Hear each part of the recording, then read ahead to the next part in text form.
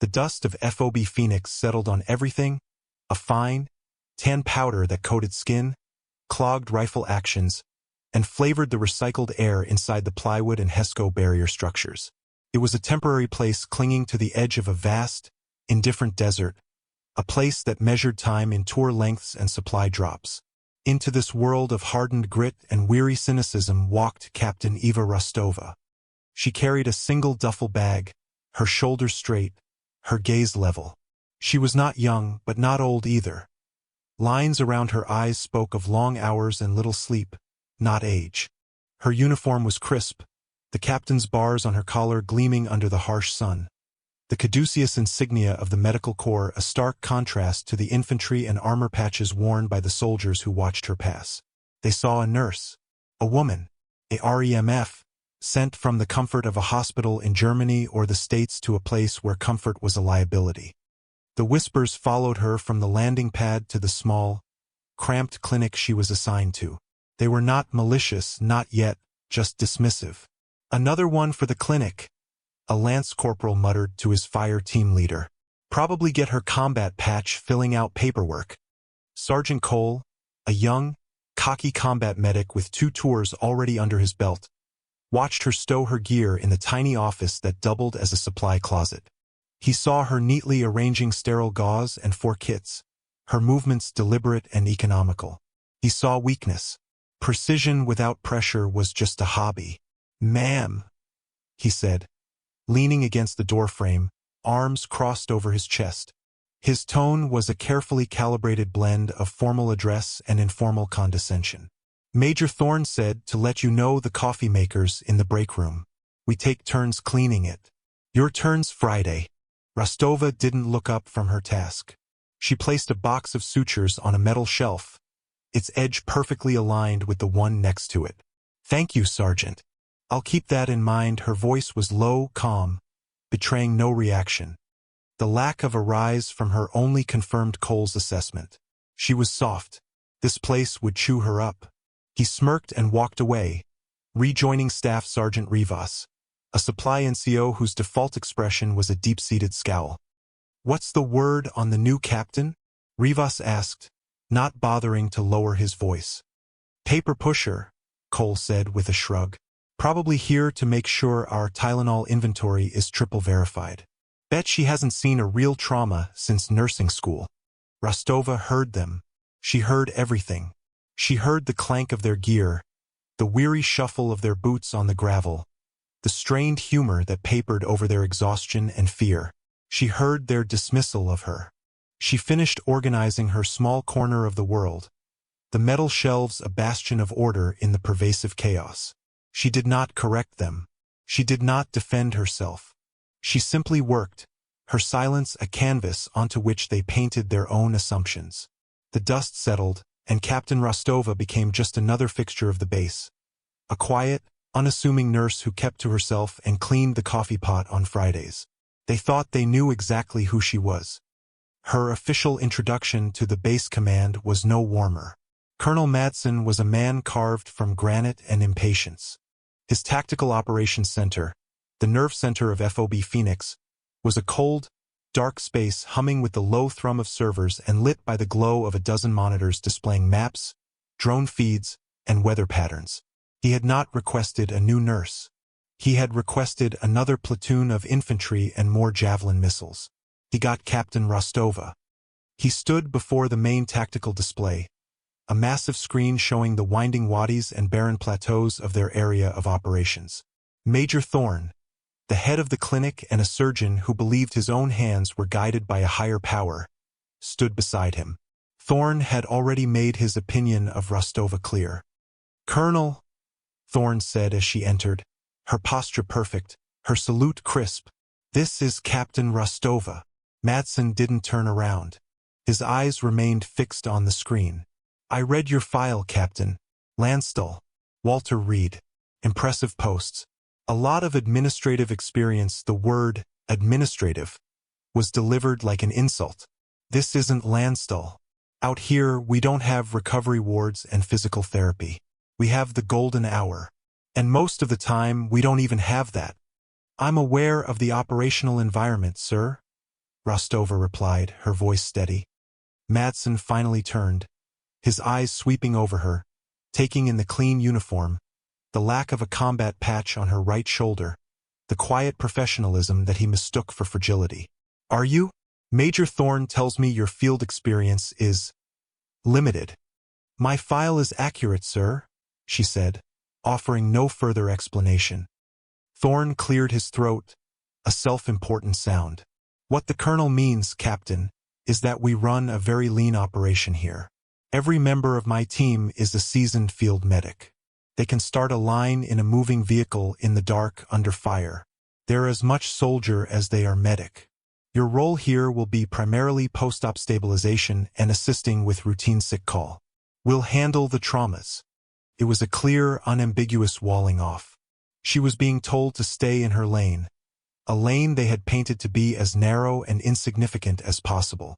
She was the clinic manager, the inventory clerk, the glorified assistant. I understand, Major, she said. Her gaze flickered from Thorne's pompous face to Madsen's stony one. She saw no opening, no curiosity, only judgment. They had already decided her worth. I'll support your team in any way I can. Good, Madsen grunted, turning back to his map. See that you do. Don't get in the way. Thorne, walk her through the Maskell plan. Make sure she knows where the extra cots are stored. He waved a dismissive hand. The audience was over. For the next 3 weeks, Rostova did exactly what she was told. She managed supply requisitions with meticulous efficiency. She treated the mundane ailments of the base. Infections, dehydration, the inevitable stomach bugs. She sutured minor wounds from training accidents and listened patiently to soldiers who just needed someone to talk to. Sergeant Cole and the other medics treated her with a detached professionalism that bordered on pity. They would bring her patients they deemed routine, while they scrambled with an adrenaline-fueled fervor whenever a trauma case came in, pointedly ignoring her, working around her as if she were a piece of furniture. She never complained. She never asserted her rank. When Major Thorne would lecture her on the specific challenges of blast injuries versus gunshot wounds, she would listen with a placid expression, nodding at the appropriate times, even though she could have written the textbook he was clumsily quoting from. Her compliance was seen as proof of her inexperience. Her silence was mistaken for ignorance. One afternoon, Staff Sergeant Rivas came in with a deep gash on his forearm, a slip of a maintenance tool. Rostova was the only one in the clinic. As she cleaned the wound, her touch was firm but gentle. Heard you were at Walter Reed, Rivas said, his tone skeptical. Must be a big change, coming here. Every post has its own challenges, she replied, her focus entirely on the wound.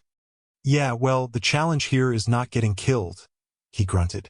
You ever had to work on someone who's really messed up? I mean screaming, guts hanging out. Messed up? Rostova looked up from his arm, her eyes meeting his in the harsh fluorescent light. Her gaze was unervingly direct. It held no anger, no defensiveness, just a depth he couldn't quite fathom. For a split second, Rivas felt a strange, prickling sensation on the back of his neck, the feeling of a man who has just made a profound miscalculation. The screaming is the least of your worries, Sergeant, she said, her voice quiet. It's the quiet ones you have to watch out for.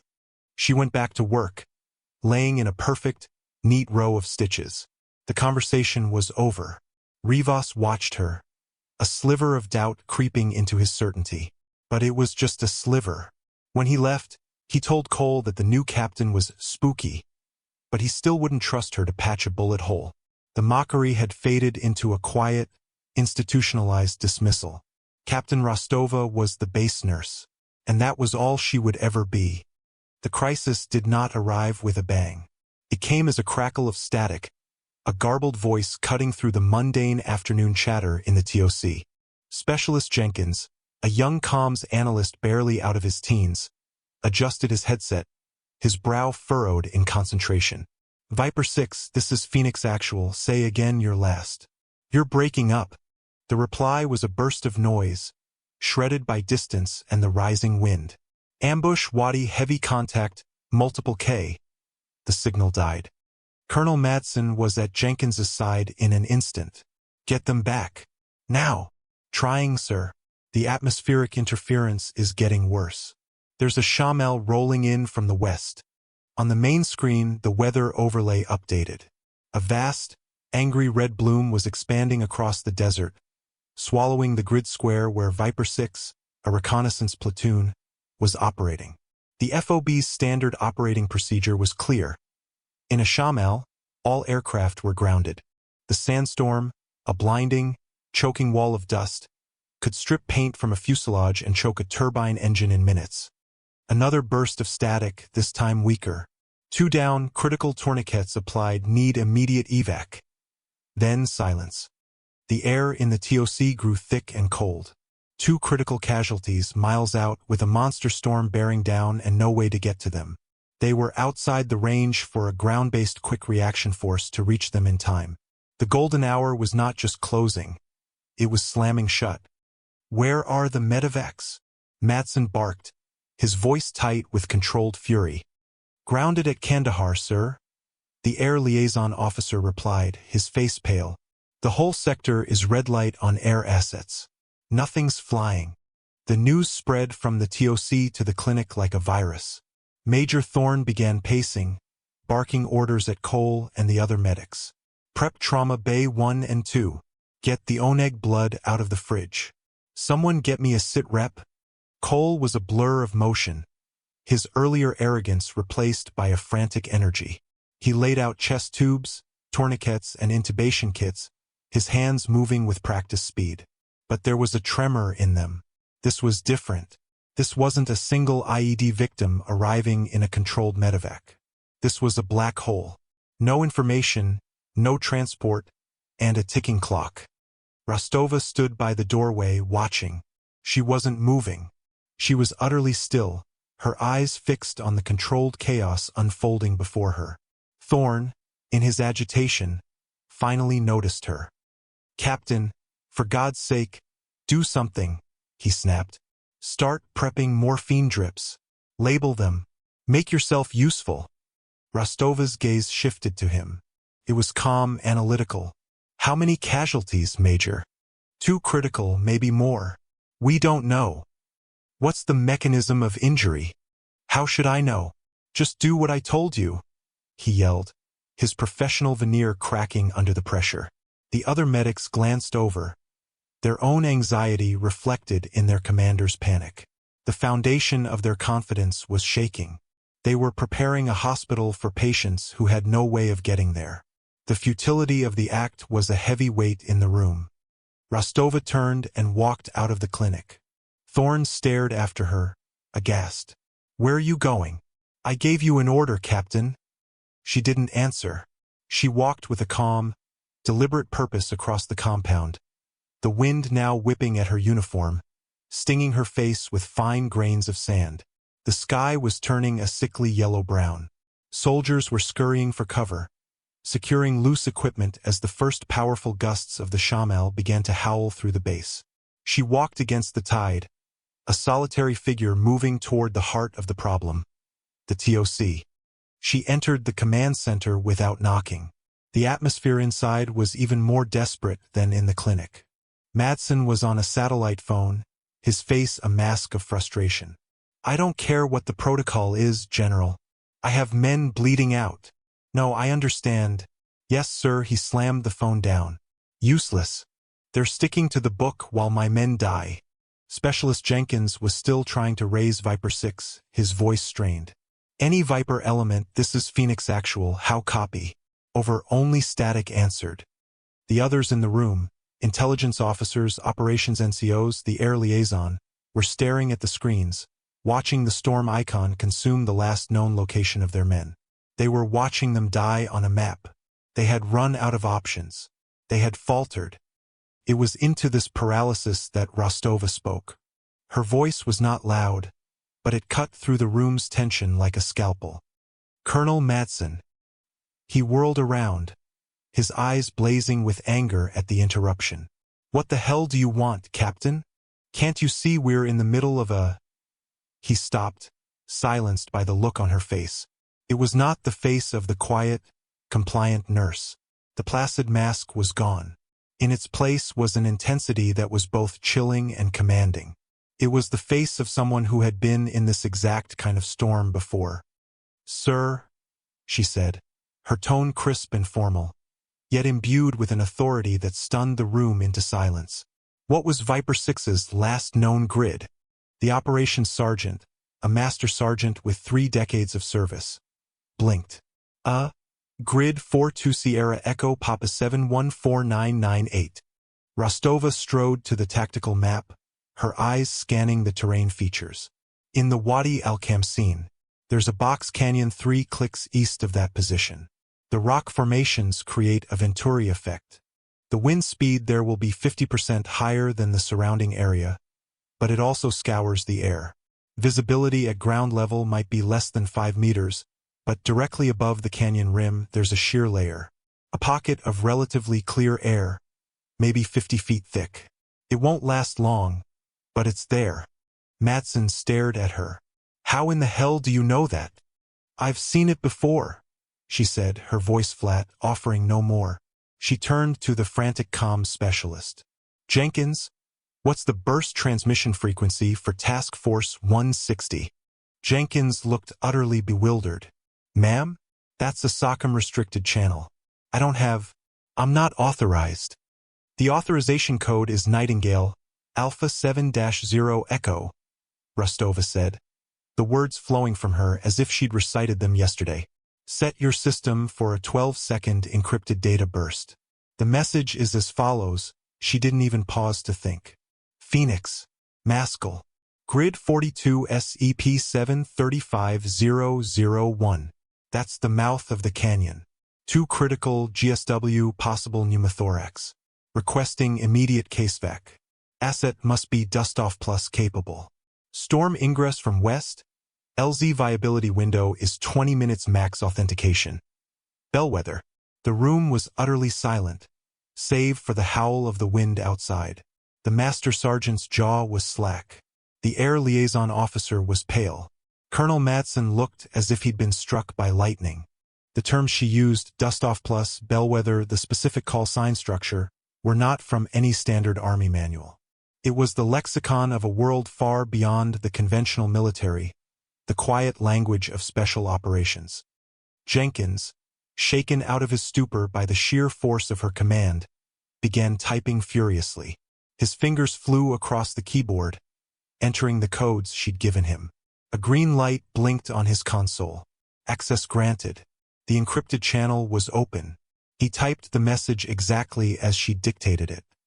"Message sent, ma'am," he whispered, his voice full of awe. "Now," Rostova said, turning her attention back to the wider room, her gaze sweeping over the stunned faces. "We have approximately 40 minutes until they arrive. We are not moving the casualties here. We're taking the hospital to them."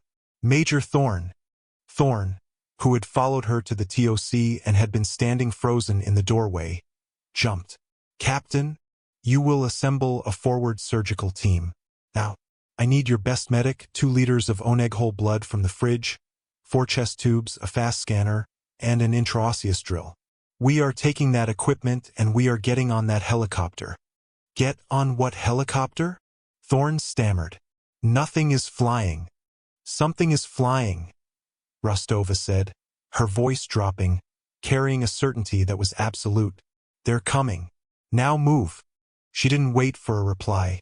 She turned and strode out of the TOC, leaving behind a room full of officers and NCOs who were just beginning to process the reality that the quiet base nurse had just taken command of the entire rescue operation. Colonel Madsen stood motionless for a moment, his mind racing, re-evaluating every dismissive glance, every condescending word. Then he keyed his command channel. "All station, this net. You will give Captain Rostova anything she requires." "Anything."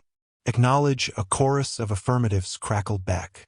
He looked at the map, at the canyon she had pointed to, a place he hadn't even registered as significant. He had been playing checkers. She was playing chess. Back in the clinic, Rostova moved with a terrifying economy of motion. The hesitant, quiet nurse was gone, replaced by a seasoned operator. She stripped off her standard uniform top, revealing a dark, moisture-wicking shirt underneath.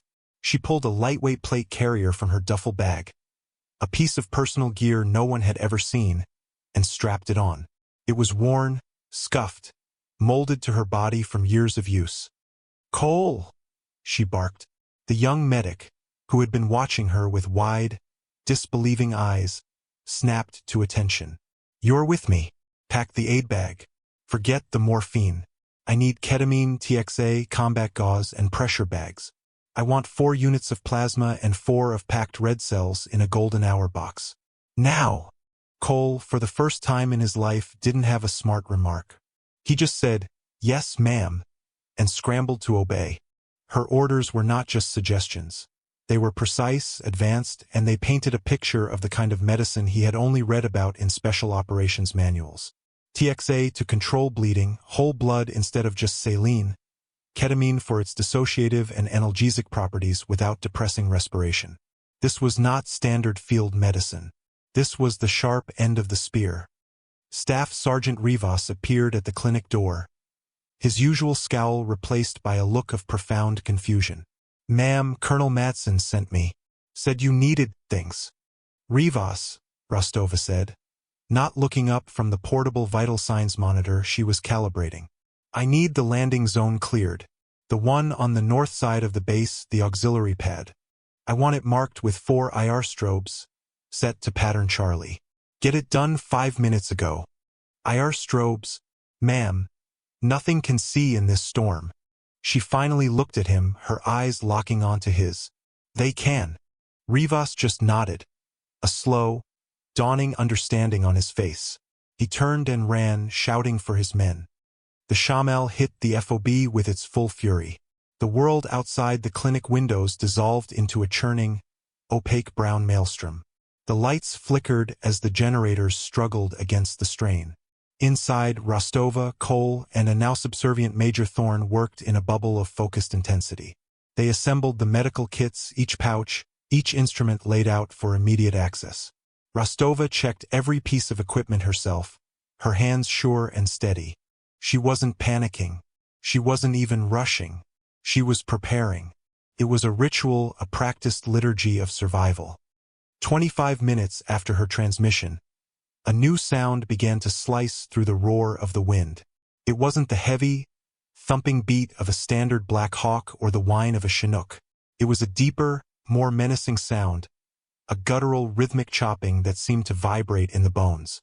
It grew louder, closer, impossibly close. Cole looked up, his face ashen. "No way. There's no way." Rostova slung the aid bag over her shoulder and picked up the blood cooler. "Let's go, Sergeant. The ride's here." They burst out of the clinic into the blinding sand. The visibility was near zero. The wind tore at them, a physical force that threatened to knock them off their feet.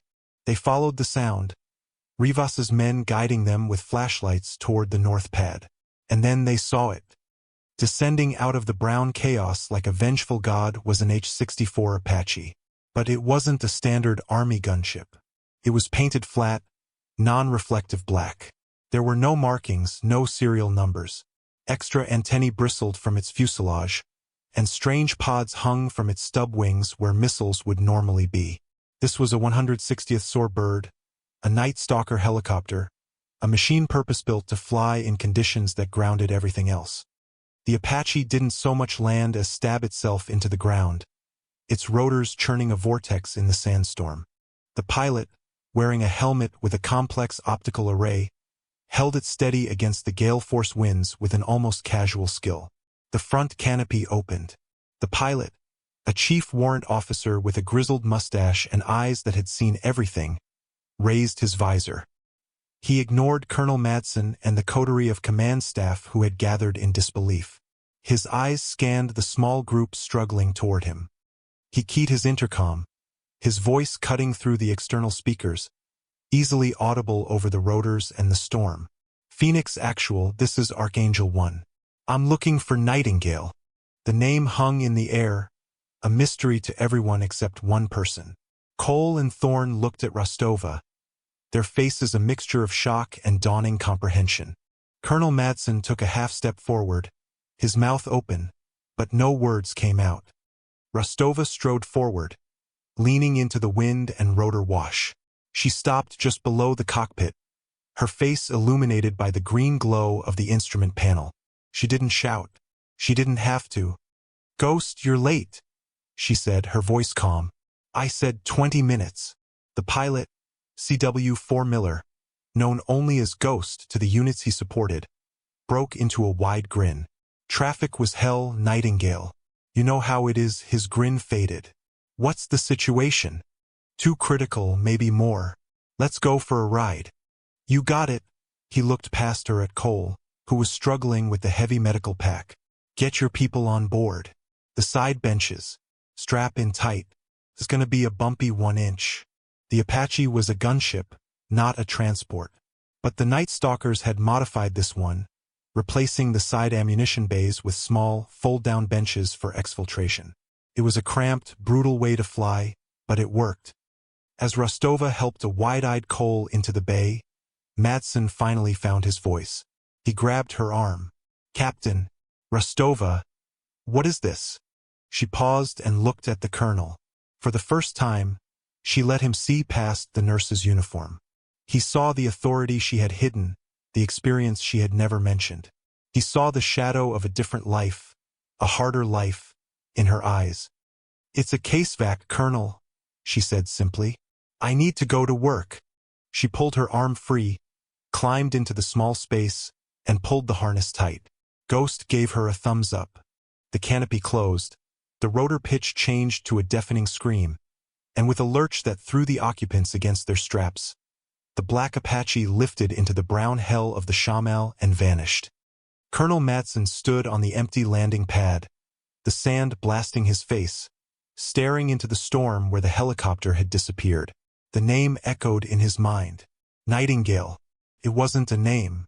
It was a call sign, a legend, whispered in certain circles. A medic who went where no one else would go, who brought people back from the dead in the worst places on earth. He had put a living legend on coffee duty. The weight of his misjudgment settled on him, heavier than any rucksack. He turned to his master sergeant. "Get me every file you can find on a call sign, Nightingale. I don't care what classification you have to break." The flight was violence. The Apache, a machine designed for stability and precision, was thrown about the sky like a leaf. It dropped, bucked, and yawed, fighting the storm with constant, minute corrections from its pilot. Cole was rigid with terror, his knuckles white where he gripped the harness. Major Thorne was pale, his eyes shut tight. Rostova was unperturbed. She was checking her equipment, her movements economical despite the turbulence. She leaned toward Cole, her voice cutting through the noise. "Breathe, Sergeant. Fear is a luxury. Focus on the patients. What are you anticipating?" Cole, shaken, forced himself to think. "A massive hemorrhage. Tension pneumothorax from the blast or GSW. Good. What's your first intervention for a sucking chest wound in this environment?" "Occlusive dressing, a chest seal. And if they're developing a pneumo, needle decompression. Second intercostal space, midclavicular line. What if the sand clogs the needle?" Rostova pressed, her voice a relentless drill. Cole blinked. He'd never considered that. I don't know. You use a saline flush to clear it before you insert. You shield the site with your body. You adapt. You never let the environment beat you," she said, her words a lifeline of pure, cold logic in the chaos. "Now get ready." Ghost's voice crackled over their internal comms. "Coming up on the canyon. Nightingale, you were right. There's a sheer layer here. It's thin, but it's here. I can see the ground. Looks like they're holed up in a rock overhang. I can't land, but I can put you on the ground with the hoist." "Do it," Rostova said without hesitation. The side door slid open, revealing a maelstrom of sand just a few feet away. Below them, barely visible, was the rocky terrain. A steel cable snaked down from a winch above the door. Rostova checked Cole's harness, then her own. "Hook in, Sergeant. I'll go first." Unhook me when I'm down and send the medical pack. Then you come down. Move fast. We have minutes before this window closes. Cole just nodded, his fear replaced by a surge of adrenaline and a profound, humbling respect. He was no longer the cocky medic. He was the student. Rostova clipped onto the hoist and, without a moment's hesitation, stepped out into the storm. She disappeared into the swirling brown, a phantom on a wire. Moments later, the cable went slack. Cole hooked on the heavy aid bag and sent it down, then followed. The moment his feet touched the ground, the reality of the situation hit him. 2 soldiers lay near the rock wall, their uniforms soaked in blood. A handful of others were providing covering fire out into the wadi, their rifles cracking intermittently. One of the wounded was pale, his breathing a ragged, gurgling gasp. The other had a tourniquet high on his leg, his thigh a mangled ruin. Rostova was already working. She didn't triage with tags. She did it with her hands. A quick check of the gurgling soldier's pulse, a finger sweeping inside his mouth to clear it, an ear to his chest. Tension pneumo and a collapsed airway, she diagnosed, her voice calm amidst the gunfire and the wind. Cole, decompression needle. Thorn, bag him as soon as I clear the airway. She moved with a speed and precision that was inhuman. She took the needle from Cole, located the insertion point on the soldier's chest by feel alone, and with a powerful, practiced thrust, drove it in. There was a hiss of escaping air. The soldier's chest rose, and he took a shuddering, deeper breath. In the same fluid motion, she produced a laryngoscope and an endotracheal tube from her pack. Thorn, hold his head. C-spine is not a priority right now. Airway is. Major Thorn, the arrogant surgeon, was reduced to the role of an assistant, and he didn't question it for a second. He held the soldier's head steady, watching in awe as Rostova intubated the man in less than 10 seconds, in a sandstorm with bullets cracking overhead. She turned to the second soldier. Report! She snapped at the medic who was holding pressure on the wound. He's lost a lot of blood, ma'am. Tourniquet's been on for almost an hour. Pulse is thready. Rostova's hands were already on the man, assessing. He's in hypovolemic shock. We need to get blood in him now, she looked at Cole. IO drill. Proximal tibia. I'll get the blood ready. She pulled the golden hour box from the pack.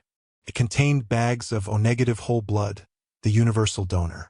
As Cole expertly drilled into the soldier's shin bone to establish a vascular access point where his veins had collapsed, Rostova was already priming the line. She didn't use a standard 4-pole. She put the blood bag into a pressure cuff and inflated it, forcing the life-saving fluid into the dying man. For 20 minutes, the rock overhang became a world-class trauma center. Rostova was the center of it, a whirlwind of controlled, violent healing. She directed Thorn, Cole, and the platoon medic with short, clipped commands. She was not just treating injuries. She was fighting death itself, anticipating every change in the patient's conditions, countering every move it made. She used a portable ultrasound, the fast scanner, to check for internal bleeding, her eyes darting across the small screen, interpreting the gray shadows with an expert's eye. He's got fluid in his abdomen. The bleeding is internal, she announced. We can't fix that here. Ghost, what's our status? She yelled into her radio. The window is closing, Nightingale. You got 5 minutes before I have to pull pitch? The pilot's voice crackled back. 5 minutes it is. She looked at the platoon leader, a young lieutenant with a bloody gash on his forehead. We're getting your men out. We'll use the hoist. Most critical goes first. Get your men ready to move them. The extraction was even more harrowing than the insertion. One by one, they sent the wounded soldiers, now stabilized, up the steel cable into the hovering Apache. Rostova supervised it all, a shield against the chaos. Finally, it was just her, Cole, and Thorn on the ground. You two go, she ordered. Ma'am, you first, Cole insisted. That's an order, Sergeant. They clipped in and were pulled up into the sky. As Rostova waited for the hook to be sent back down, she took a moment to scan the wadi, her eyes narrowed, looking for threats. She was the last one out. The mission wasn't over until her entire team was safe. When the hook came, she clipped in and gave the signal. The black gunship pulled her from the battlefield, rising back into the storm just as the pocket of clear air collapsed into a solid wall of sand. The flight back to FOB Phoenix was silent. Cole and Thorne were busy monitoring the two patients, who were, against all odds, alive. Their vitals were stable. Rostova sat back against the fuselage, the tension slowly draining from her face, replaced by a deep, weary calm. She had done her job. When the Apache landed back on the IR-lit pad, the storm still raging, the entire command staff was waiting. Medics with stretchers rushed the aircraft as soon as the rotors spun down. Colonel Madsen stood apart, his face unreadable in the dim light. As Rostova jumped down from the side bay, her face caked with dust and a smear of blood on her cheek, Madsen walked up to her. He didn't speak at first. He simply looked at her, at the quiet nurse who had just orchestrated an impossible rescue. His master sergeant had found the file. It was heavily redacted, but there was enough. Pararescue jumper, flight surgeon for a special missions unit. Multiple decorations for valor, most of them classified. The call sign Nightingale was attached to a string of legendary, near-suicidal rescue missions. He had been in the presence of royalty and had treated her like a peasant. The mocking medics, Cole and the others, stood in a stunned, silent line, watching her. Staff Sergeant Rivas was there, his arms hanging limp at his sides, his cynicism completely stripped away. They saw her now. They saw the steel beneath the quiet exterior. Madsen finally raised his hand.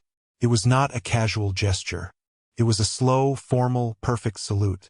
A salute from a full-bird colonel to a captain. A salute of profound, unequivocal respect. "Captain Rostova," he said, his voice hoarse. "Welcome to FOB Phoenix. It's an honor to have you." Rostova looked at him, her eyes tired but clear. She returned the salute, her movement just as crisp. "Thank you, sir." She offered no explanation. She didn't gloat. She didn't say, "I told you so." The action had spoken for itself. She turned to Major Thorne, who was looking at her with an expression of pure, unadulterated awe. "Major, the patients will need immediate surgery to control the internal bleeding. Trauma Bay 1 is yours. Let me know if you need an assist." Thorne just nodded, speechless, and hurried after the stretchers. Rostova walked away from the landing pad, alone, melting back into the fabric of the base. The whispers that followed her now were different. They were not of dismissal, but of reverence. The legend of Nightingale had come to FOB Phoenix. Hours later, the Shamal had blown itself out. A strange, clean silence had fallen over the FOB, the dust settling into a new, temporary peace. The sky was filled with a brilliant spray of stars, sharp and clear in the scrubbed air. The two wounded soldiers were out of surgery, stabilized, and awaiting a proper medevac to a real hospital in the morning. Major Thorne, his surgical gown still spotted with blood, had performed flawlessly, but he knew, and everyone else knew, that he had only been able to do his job because of the woman who had delivered living patients to his table instead of corpses. The clinic was quiet. The harsh fluorescent lights hummed over the empty trauma bays, now cleaned and restocked with an almost reverential precision by the other medics. In her small office, Captain Eva Rostova was cleaning her equipment. She had laid out the contents of her aid bag on a sterile cloth.